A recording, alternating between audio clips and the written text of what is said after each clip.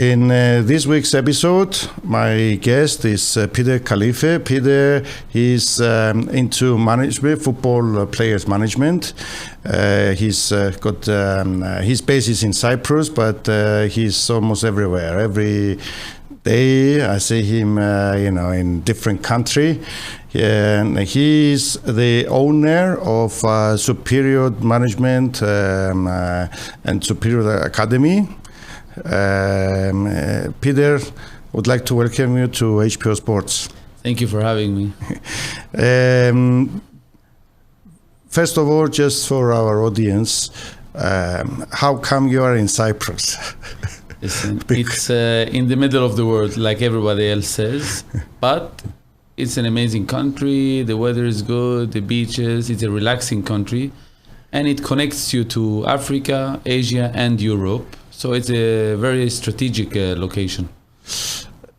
Just to explain that, I don't want to get into your personal, your family life, okay. But you come from your family. We're Swedish Lebanese. Swedish Lebanese, and my family immigrated from Lebanon during the war. During the war, made a pit stop in Cyprus, then went to Sweden. Pit stop, I like that. And then you came back afterwards. I came back after 25 years. Born and raised in Sweden. Years. Okay. And you decided to have your base here. Yes. And start your own business. Tell us a few things about your company. So I started first, I was playing in Sweden, then I went to play in Lebanon for 1 year. And then I saw about the young talents and what potential they might have. So instead of opening a normal academy, like most retired players or most players are doing, I wanted to make like an elite project, a pathway academy. We call it pathway. So I eliminated the factor of quantity and used quality instead. Now I started with 3 Lebanese American boys, and these 3 Lebanese American boys, I just trained them for free, extra, mentored them. And then they went on to become something special in the Lebanese market. And I said, let's continue this project and make it bigger. They became 15 players, then 6 categories in Lebanon. So I brought this with me to Cyprus. I started in Larnaca. Somebody there approached me and told me, you should do the elite in Larnaca, and they mostly come from that city. But what we all know, elite comes from everywhere. And when we say elite, at a young age, 9, 10, 11 and 12, it's not elite, it's more potential than the other, or overdeveloped and underdeveloped, because many players are late gloomers, is what we say. Yes. And at U19, you find a new player. You have early biologically early developed yes, kids, true. And some of them are late. Yes. So I liked it. I started with 13 players in Larnaca. The guys over there, they helped me, and from there I moved on. I was watching Omonia. I used to come and watch academies in my spare time when I came on vacation to Cyprus, and one guy from Omonia approached me to join the academy, and from there I went on to the scouting department and then continued. And because I can't stay to one club, because in this business you have to be flexible with all clubs in the world, I prefer to help every club in Cyprus. Now, we started with 12, 13 players in Larnaca. Then I said we need to find other cities. We went to the Famagusta area, we went to Nicosia area and Limassol. So we started bringing players, recruiting players, and dropping players. So based on your status, once a week they train together as in elite squad. They travel together, they train together, they have their uniform, everything free of charge. Everything was free of charge because it's a country in Europe with European passport. This is before they join before they join a local club, because I see recently yes. that one of your players signed for Apoel and so we do the pre-scouting of what the clubs are actually doing. We find them 8, 9 and 10. Okay. When they're 12, 13. Where do you find them? In private academies? Private academies. Most of them are private academies, and we have around now in Cyprus only 20 scouts going around watching grassroots matches. Okay. And then at what age somebody can sign with your company? We prefer not to sign straight away, because me personally, my philosophy is based on trust. Okay. The trust factor is something very difficult in this game, which is football. Now, if we raise them since they were 8 till 16, and their parents chose not to go with us or go behind our back, it's better to depart ourselves from this situation and not to be with people that don't trust our service. So we prefer to have people that trust us with loyalty instead of signing with us, because the paper, I can sign a player at 14 Yes, with his definitely. parents. And after 2 years, 16, he can leave me. So there's no point to sign him. I agree with you, because when I was, I just passed by football for a couple of years. Yes. It was a brief moment. Wake up call. Yes. There were a lot of local agents, or so-called agents, approaching me, and they were saying that I have this kid, I represent you, he's 10 years old. The only people who represent this kid is their mother and father. Yes, and I was really curious. I said, how come you can represent a 10-year-old kid? You can advise their family, but you can never represent somebody in this age, in my opinion. And what I fully agree with you is that a piece of paper is a piece of paper. Yes. Even for professional players, if they don't want you to represent them, they will find a way to remove it. They will find a way to remove it. Exactly. But that's why we're working based on trust and loyalty, and it's very difficult, because you might in the football industry, definitely, and you might be attached emotionally to the player since he's young, and think with your heart when he's 16 instead of your brain. And this is something I try to teach all the people in my company, because we're based now in 14 countries, not only Cyprus. And we're going to come to that. We're going to come to that later, how that happened all of a sudden. And the thing is, never use emotional intelligence when you're attached to a child. You need to use the intellectual intelligence, the IQ, not EQ. It's very important for these ages. So you still have the team in Lebanon? Because I remember you were... And now they are a club that plays in the championship. Yeah? Yes. Okay, that's good. That's good. So it's, as I said, you're really active. Let's just understand the methodology you use. Okay. Yes. So we have what everybody calls the talent development process. Yes. Or what understands to be the talent development process, because your talent development process might be different from mine. Might be different perspective of yours. Exactly. So and we have different cultures. Cypriot culture is different from the Swedish culture. Here we want immediate results. Similar to Lebanon. Yes. Mediterranean people. Yes. Okay, so the 10-year-olds. That's my weapon in this industry. The business side comes from the Mediterranean, and the patience comes from my mother's side, which is Sweden. That's good.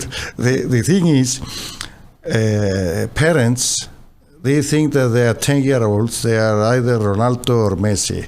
Not even, I don't know. Based on one good performance. Not even Pogba. Yes. They think they are Ronaldo or Messi. Two of the best players in the world. So it's below that is not acceptable to them. How can you have to educate the parents as well? This is what we do. And then this is outside the football pitch.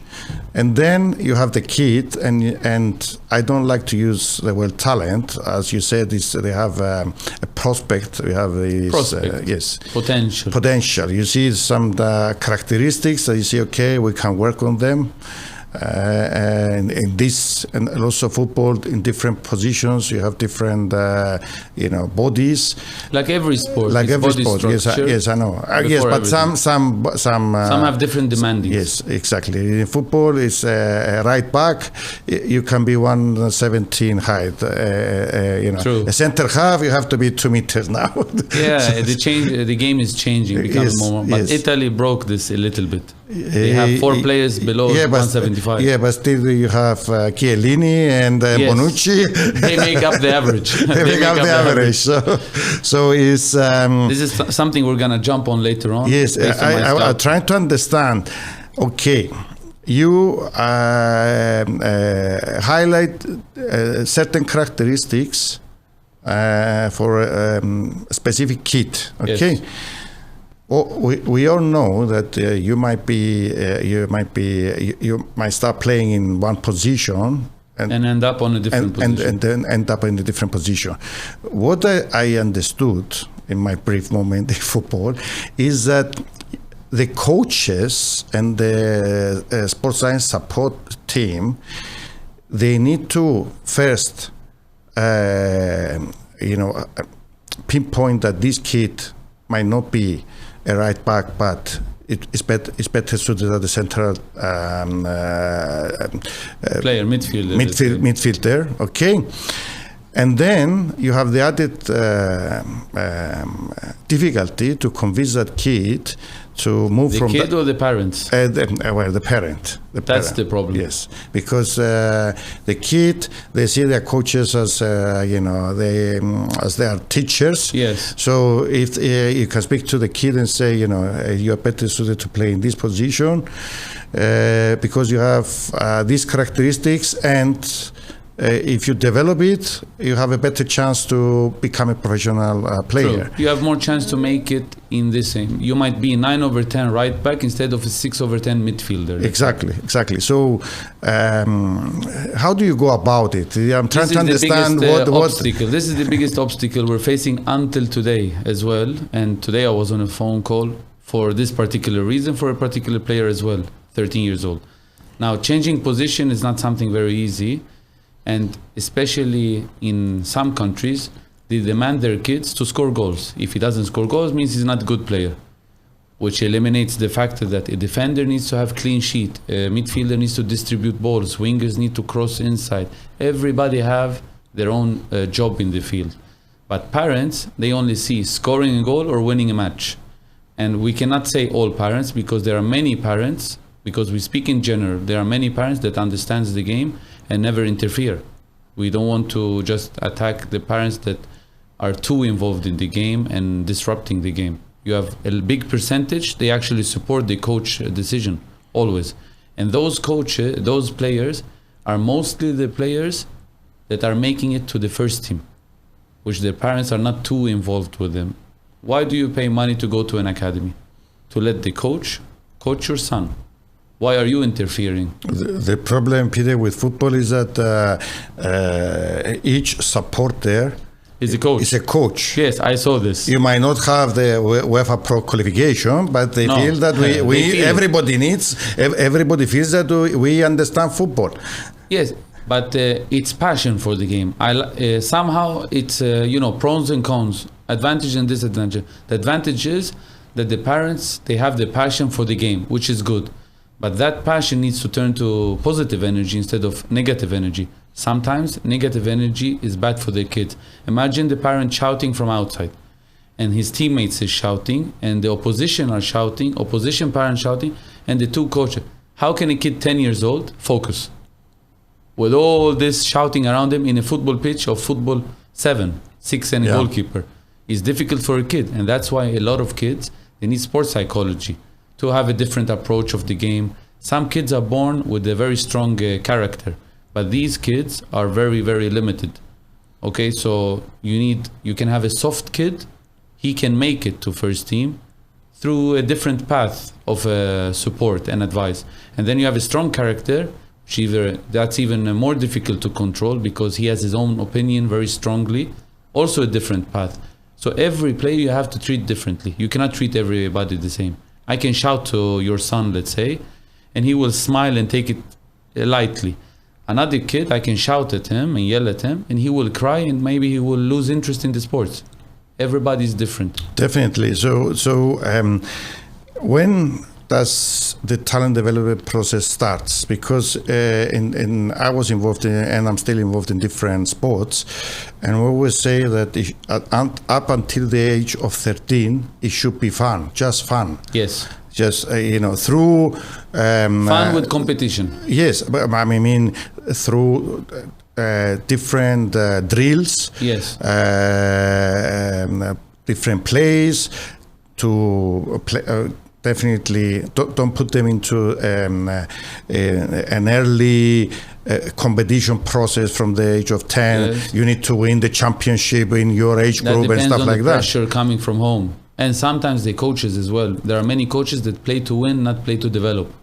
And then there are many coaches that want to develop. So you have both kind of people. But that depends on the academy and the club, I guess. Yes, it's philosophy the philosophy of the academy. The thing is also, in my opinion, is the responsibility of the local federation to all these elements to get it out of football. Like Germany, the federation have implemented the structure for grassroots, a program that all the academies of all Germany has to abide by. And after they finish the grassroots, the federation sends the first 3 Bundesliga 1, 2, and 3 clubs, professional clubs, and they have to scout players based on pecking orders. There's no favors. They want the best for the national team. That happened after the World Cup of 2002, when they lost against Brazil. And everybody have the same methodology for grassroots to develop players. And if you have a good player, you must send them to this. They want the best for the kid always. Okay. The thing is, in the US, in the basketball, they use different. The draft system is completely different from what you described. So even if I'm a small club, it doesn't mean that I'm 10th in the list to choose Giannis for my team. It's that's true. I have different recruitment. It's a more fairer system as far as drafting is concerned. Yes. We understand in Europe it doesn't work like that. If you're a big club and you attract the best players. You attract the best players. Yes, and if you're Bayern München, it means you have priorities to take the best. Usually. To take the best. True. So the thing is, because in USA it's franchise. It's very important what you said though, that they use the same methodology. So in Cyprus, for instance, not only the big clubs, but the majority of the clubs, based on budget, of course, they use a lot of foreign players. Because they want instant success. They want, either have to stay in the first division or you have to win the cup or the championship. Otherwise, the supporters will kill us. Let's put it this way. That's when you educate your supporters. Ajax have educated their supporters. Yeah, but your role to educate the parents who are the supporters as well. True. Majority of them. We do seminars for parents. We do online seminars. This is what I was going to get into. Yes. So do you train the throughout the year? Yes, we hold 4 or 5 meetings with the parents based on objective and stuff. They have to study as well in all the countries. They need to know what to expect. They need to know how to think differently and see if the cup is half empty or half full. Not always from one perspective. You have to see your child from 2 perspectives. You have to let us do our job. We have coaches, we have technical directors, we have a fitness coach, everything. Let them do their job and trust the process. Now, as parents, you have to be patient. Because if you want results overnight, nobody lasted. When you climb the ladder, all the ladder with one step, you fall quickly. When you step by step, you climb it, you stay constant. And consistency is the key for success, which is hard work, perseverance, commitment, all this, and sacrifice. Now, parents have to sacrifice as well, not yelling too much, not putting pressure. And you see a lot of parents, they can do it. But you people, they spend just a couple of hours a day, and then they go back to their academies. They go back to their families, and they are there 22 hours. Now, that's one issue we were facing before, to be honest, because that's a very important point, and I want to cover this. We're once a week. It's like a selection pre-national team. We are once a week there with the boys in training. The rest of the week, they're with their academies. They belong to their clubs and academies. Now, some of the kids take the positive things and changes their character and implement it in their academies. Some of them, they are very good for 2-3 days and then they go back to the same character. Now that's where the balance is a problem. How do we know if you have the character also and characteristics to go even further in your career? We don't only want them to become football players. Like the slogan of our company is managing future stars, the leaders of tomorrow. Now, we want them to be leaders. We want them to be successful in life, in school, in business, in anything, entrepreneurship, anything they want to be. not only sports. Because not everybody is going to make it. Very small percentage. But you can use football and any sport as a platform to get free education overseas, meet healthier people, better entourage, better environment. This is something good as a platform to go to business as well.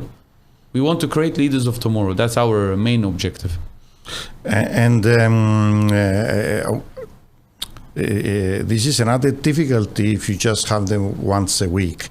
True. In the sense that okay, you provide them with your methodology.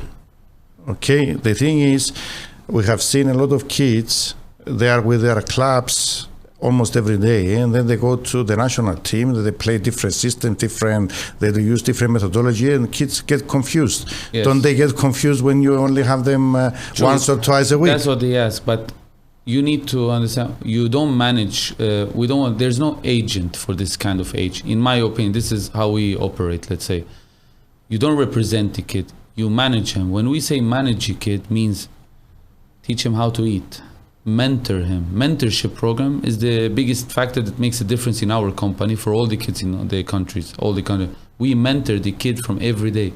We tell them what to expect. We tell them the truth, but in a more flexible way so they can understand it, not straightforward. We tell them, listen, when you go to a national team or when you go to another team, you need to be prepared. It's the same when you go trial overseas.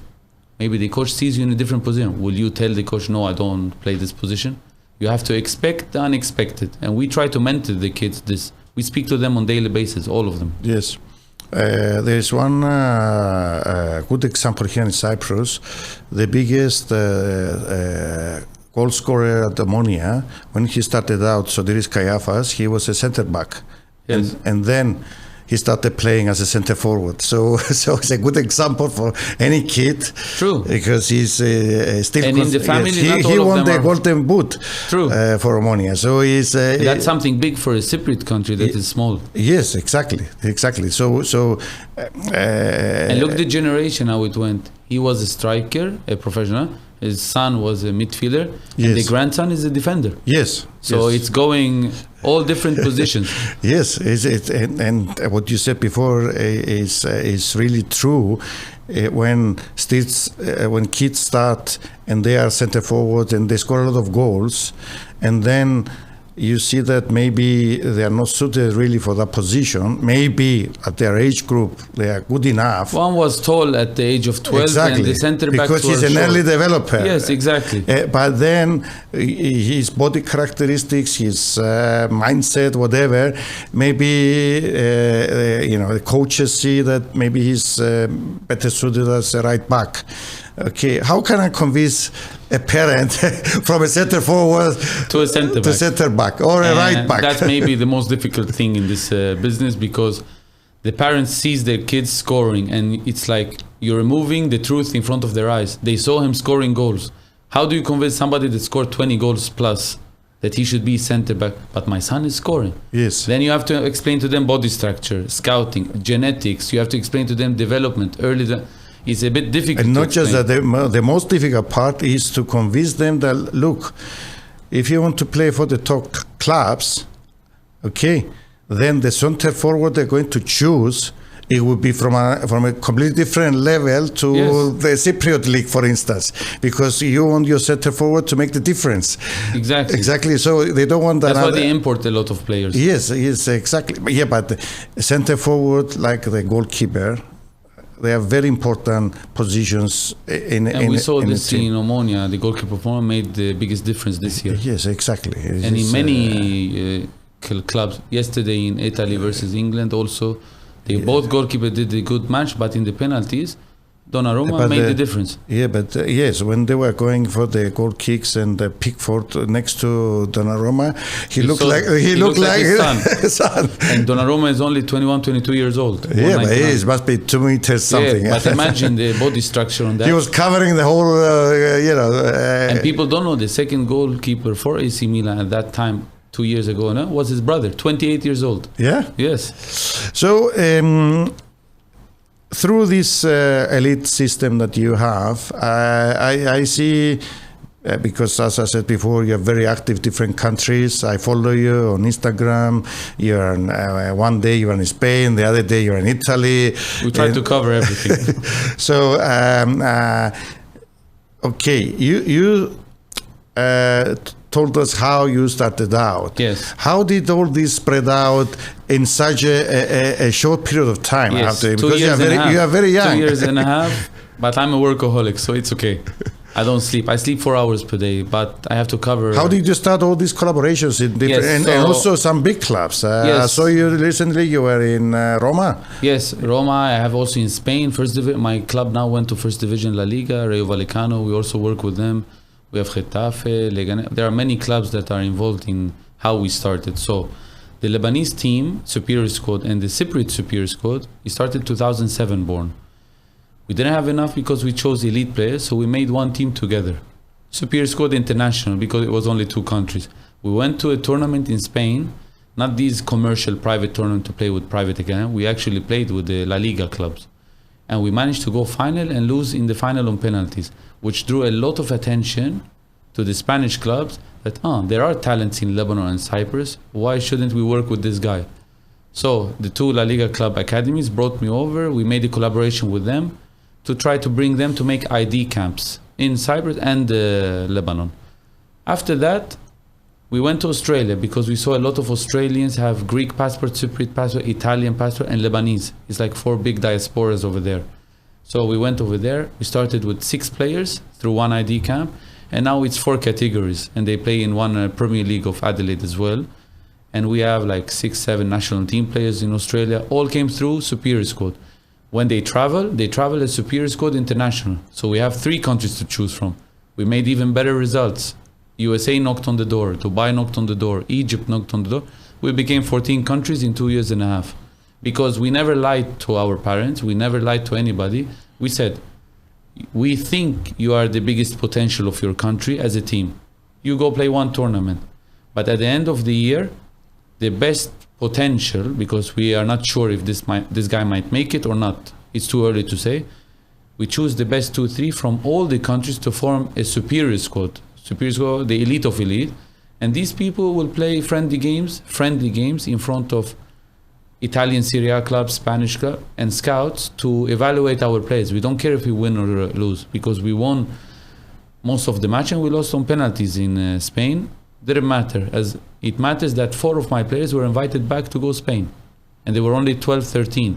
So they go there for experience, because due to FIFA, you're not allowed to sign in this age. But going there due to experience means they're gonna monitor every player every year. And if they're good at the age of 16 European passport or 18 non-European, they will take the players. And they took actually many players from us. And now we have one in USA. USA was a big obstacle because it's very big. So I went there, spent 2 months there to be able to fix everything. So all the pre-Zoom meetings took a year and a half in Corona.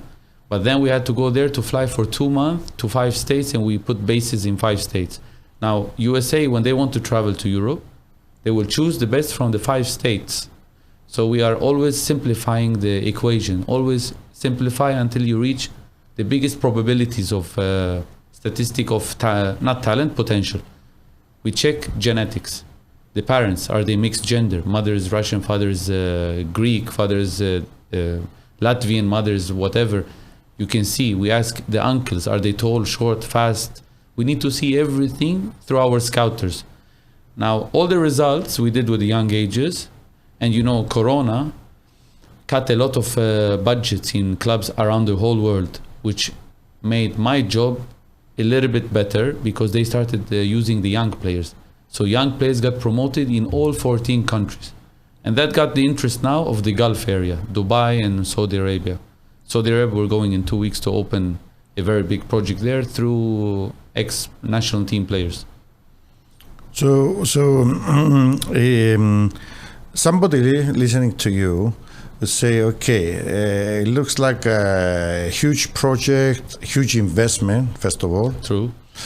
And this guy is expected to make money when? It was because it's a true. business. It was at the end of the day. the end game. I understand. You're asking me what the end game is. Yeah, because I understand because I've been knowing you for a couple of years now, True. 3 years. You understand how I think. Yeah, how you think. But at the end of the day, How do I cover? Yes.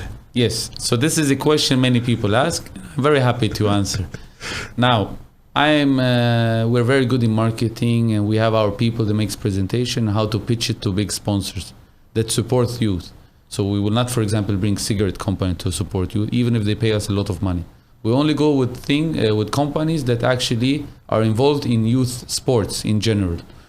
So every country, like if USA gets a big sponsor for 50,000 and the travel costs 20,000 for that team, the other 30,000 will be distributed to other countries that need the money. So sponsorship around the world is covering each other.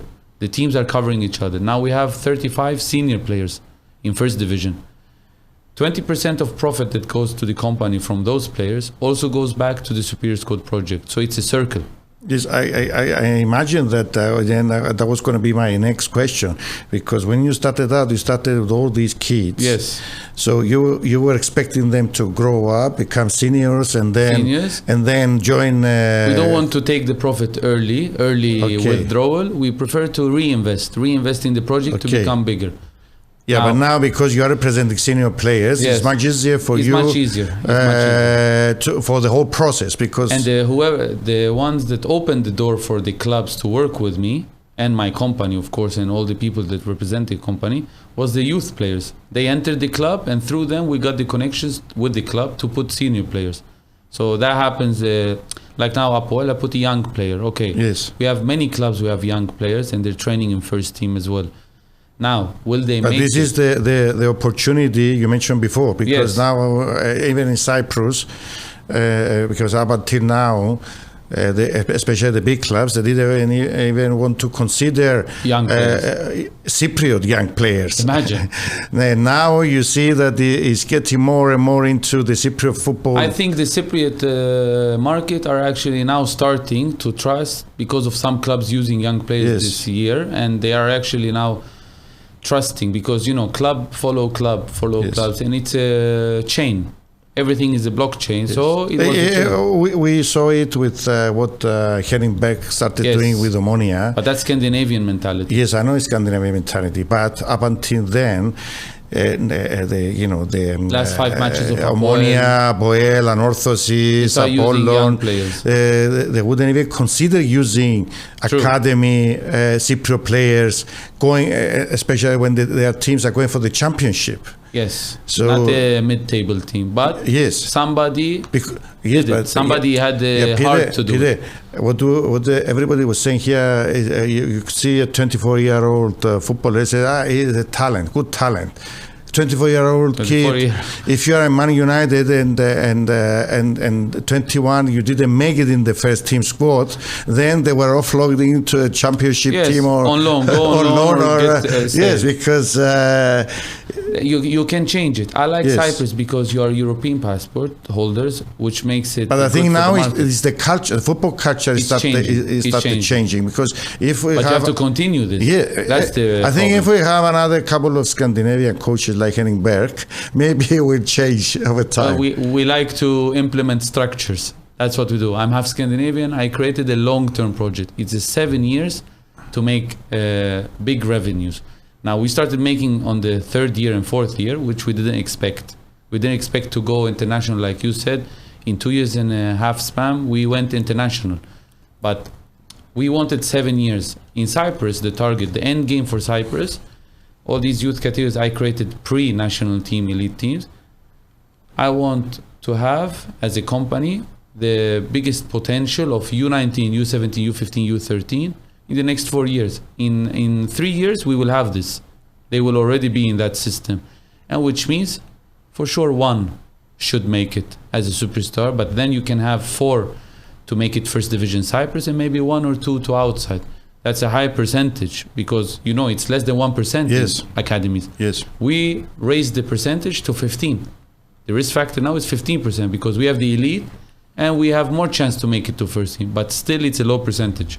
The thing is, your model which I've never heard somebody else using it before, to be honest with you, because usually is what you said. You have this academy, right? And they have a specific, and they attract, let's say, aspire. Okay. Yes. They have a really good system, and they're trying to attract in their academy from all over the world, especially African countries, yes, and the Arab countries, footballers in their academy. And their project was successful. They won the Asia Cup. Yes, I know. It's just that your system is different. It's just that you have different. It's not based in one. It's not based in one place. Yes. Like, I mean, and also in other sports, you have the tennis academies, and they have their base. Let's say in the IMG States, in USA. IMG in the Yes. USA, and IMG. A lot of people don't know. They started out from the entertainment industry. Yes. They were representing Hollywood stars, and then they got into sports and tennis. They saw the potential. They saw the potential, and now they have football as well. They have all sports. Yes, now. I know, but in tennis, for instance, they are probably the biggest player in the tennis. They are the biggest players as in company involved in the industry. Yes, in the industry. They are always behind something. Yes, but they cover everything, marketing, yes, and they present. They have the A to Z game. That's why. Yes, exactly. So, but what your model is? I made a flexible aspire yes, model. okay. A flexible model. Yes. Because now in Canada, Australia, Dubai, and Lebanon, and many in New York as well, we actually make a structure to give to the selection teams of national team. They use my methodology that we created through our company to help the national team how to scout. Because here they might use the player that sits on the bench in first division, that is 17 years old. No, use the 17-year-old that is playing full matches with senior level in second division. You need active players. But also you have players that play abroad. Many Cypriots can make it abroad because they have what it takes. But it's about what we need to work on more here in Cyprus, let's say, if I'm going to use Cyprus, because every country have their different issues and their different strength. Cyprus, you're Europe. Your strength is that you are a non-European country, you entered the European Union, you became part of the European Union, which means it gives you eligibility to be 16 and go play in European countries. And you get more scouting. Now your youth leagues are not covered on TV. Other countries are covered. But there are companies that are filming everything and trying to post, which are helping a bit the youth. Outside, it's easier to scout players. This, what you mentioned just now, is something that I saw that it was missing from our football, because when you exposure. Yes, it's not just that. It's just you go into these platforms like Transfermarkt, even these other softwares, Y-Scout. They tell me, show me the level of the player. He's not there. He's not there. Yes, exactly. And how can you convince a big club in Europe if this player is not there to take him? You can't. They have to play in the first team in the Cypriot League. True. In order to be... And that minimizes your percentage to make it. Because there are so many players. Yes. And the scouters, they have the complete full report and the statistics from so many leagues. And... they have... I was in Italy. I'm not going to be shy to tell you. I was in Italy. Well, we went to a room. It was 6 papers of every category. They had all the players from 2005, let's say, all the players that are born 2005 from European leagues. They were all on one paper. They have a scouting from all the countries. Yes. But they see them online. They see their videos. The reason why they have not been televised so far is because when I was with Omonia, we had discussions about this, is the federation. They need to change that. They need to understand that they need to give exposure to youth. Yes, at least U17 and U19 leagues. True. Not okay, kids. There are online platforms like web TV stuff. Yeah, but you're not allowed even to live stream. Yes, even this was the thing I was surprised. If I'm a Poel or an Orthodox, I'm not allowed to live stream my U19 because you are under the league is under the federation. The federation has to approve it. The federation has to approve it. No, Lebanon is a third world country in the Middle East. Yes. Okay, they are very famous for their basketball. a lot. Usually it's basketball over there. Now their football improved because they are still on 3 foreigners, and now due to the economy problem, there are no foreigners, so it's Lebanese playing, which makes the national team stronger. The last two campaigns, they qualified to Asia, which they never did before. Now, the thing there, youth players are on this mycujo.com. They have like online platforms, and the federation let them use it. So they got a lot of exposure, and there are a lot of clubs using young players now due to the exposure of live streaming. No, it's very important. In my opinion, it's very important. So big countries like Germany or England, I mean... You can watch it online in Germany. Yes. For young age. The big clubs, they have their own online... Yes, they have their own application, and you can watch your youth there. Yes, and also you have LFC TV, the Liverpool Football Club TV, or MU TV, or Everton TV, whatever. The club TVs. The club TVs, they are in these platforms like the Sky, and you can subscribe and watch the U23 or It makes everything easier for other scouters to watch. For example, let me try to propose a U19 player. Yes. A U19 means it's 17, 18. That's a good and critical age, because that's a transition age from academy to first team, which is a big difference. They need to understand that first team demands more commitment and more focus, and you need to be intensive most of the time. In youth, you can afford to make mistakes, but it's okay. You are in a learning process. Now, U19 should be covered. It's the reserve team. Yes, I fully agree with you. I fully agree with you, because the only exposure the Cypriot players get is when they play with the national team. Yes. And then the scouters, that's what they call me. Most of the scouters outside in other countries that we collaborate, they tell me, does he play national team? Send me video, because there are no highlights from the youth. It's a big issue for the young kids. But I hope somebody will fix this. I hope so too. We need to progress and not go backwards. Because you have a lot of talent for being a small country. I was very surprised by this. In all sports, it's amazing. Even individual sports, our small country can manufacture this. World champions. We have karate, you have swimming, you have and high performance athletes, not just so it's just that they need the extra push to get to the maximum level. So it's very important to get the That's right what they exposure. do here. They go to the max level and they get stuck on a loop. Yes. That extra push makes the difference. Okay, I guess with your company, you are here to bridge this gap for these kids, and we're trying to make collaborations between Cypriot clubs and foreign clubs. Try to make a structure. We want them not to be old school in the mindset. We want them to be open-minded.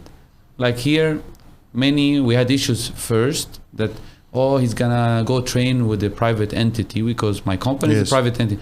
Once a week, why should he go there? We're a club, he shouldn't go. Okay, no problem. Now all clubs, they are cooperative and they're very good and very nice to us, because they saw that we had ambition and strategic idea to do and not something. Just that, and the market changed. If I may, so you're coming out as an honest guy. Yes. You don't look like somebody you're going to con club just to get a big bag, and they are 10 years old. They are also 10 years old. I don't know what they expect somebody to do wrong in this age. They expect them to be Ronaldo and Messi. No, what we told them, we gave them example. We have in Amsterdam Superior Squad. They come from PSV and Ajax players. So, can you just explain the structure before we close it? Yes, the structure, how it operates. Yes, is one time per week. The company structure. Through the Pathway Academy that we scout, when they're 14, they go to the U level, U14. They go from there to the mentorship program. They stop training together and play matches together. They go to the mentorship program. Mentorship program is until 16. We mentorship and manage them and try to do everything we can for the kid. At 16, they go to agency. They don't have to sign. It's based on loyalty and trust. So at 16, we can sense if there is a bit of potential to go to first team, to go to second division, to go abroad, or U19 abroad, or even U23 abroad. From 16 to 18, it's the most difficult years we have. At 18, we have to lose most probably 50% of players usually, because many players either they don't have what it takes to continue, they don't have what it takes to sacrifice. Some players don't want to play here because they think they must play only in Real Madrid or Barcelona. They don't want to play lower than that. Too high expectation. So we prefer from 18 players in the squad to 13 players in the squad to 6 people we mentor to 3-4 making it. Okay. That's from every structure. Okay. From academy, from scouting to pathway academy to agency. Okay, and your people, I guess they have different specializations. Yes, we have marketing team, we have a mentorship team, we have a sports psychology team, we have technical directors from all around the world, we have coaches, fitness coaches, we have everything. Peter, I would like to thank you for coming here today. We're trying to do this for quite some time, but yes. It was difficult to catch me. Yes, and we managed to do it in between travels. True. And I wish you every success, and I will be following you and the progress of your company. And I know you've had an idea about what I was doing for a couple of years, but you saw the progress. Yes, you I were did, part of yes. the progress. That's the nice thing. That's why I wanted you to come People to HPO don't know Sports, that yes. you were part of the progress from when we started. So you were actually watching step 1 to step 12. Yes.